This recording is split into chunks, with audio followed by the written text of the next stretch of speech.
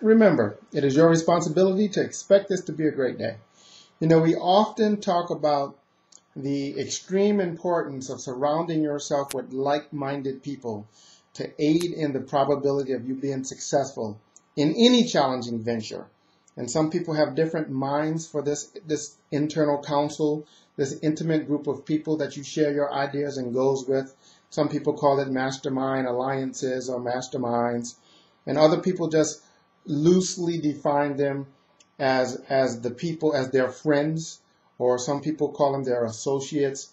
But it's very critical that you understand the impact that the people you share the most quality time with in terms of communications and expressing your ideas around your goals, your ventures, your desires, the impact that can have on you. You know, a lot of people think that you can consciously control the effect that, you know, you can filter people out, because we all have been told throughout the ages that, you know, that the people you're around influence who you are. They influence who you are, but many times people make the mistake and think that that's a conscious choice, whether or not they let people influence them or not. In fact, a better way to look at the dynamics that happens between people when they spend a lot of time together is just think of it like thermodynamics. You know, just like the laws that govern heat and energy transfer. So what happens when you take a ice cube and you drop it into a pot of boiling water? So think about for a second what exactly happens when you take ice cubes and you drop into a pot of boiling water. Well, most people immediately think of what happens that's easiest to see. The ice melts, right?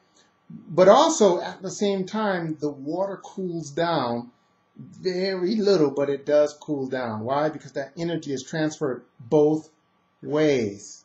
You know, lots of time we see it in kids. You know, your kids hang out with other kids, and the next thing you know, they pick up their mannerisms, they pick up their habits. You may see it when some people come to visit you for a time.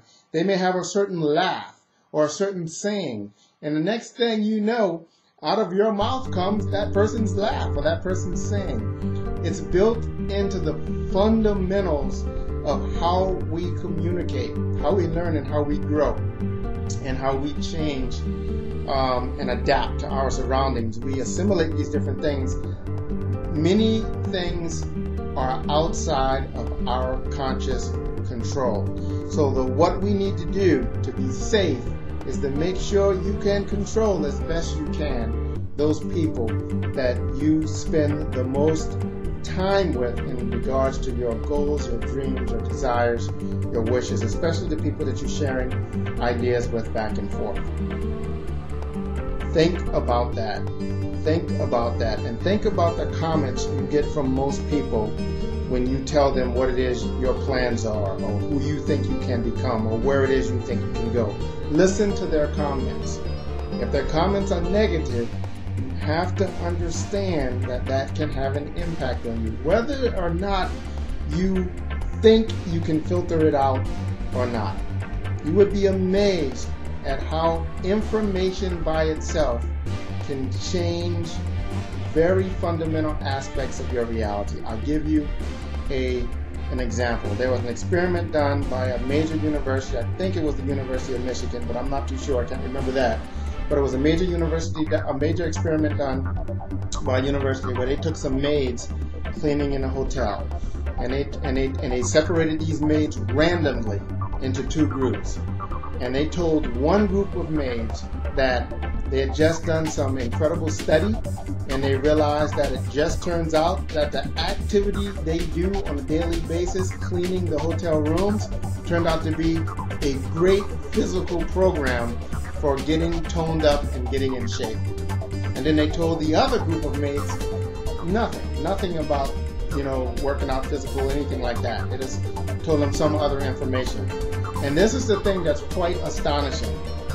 When they took physicals of all of these nurses, both groups, and then when they came back after a few months and they compared those two groups, believe it or not, the group that thought that they were gaining physical benefit from going from doing their day-to-day activities had actually lost more weight. You know, some of them had bad cholesterol, had lowered good cholesterol, all that stuff. They were better off physically.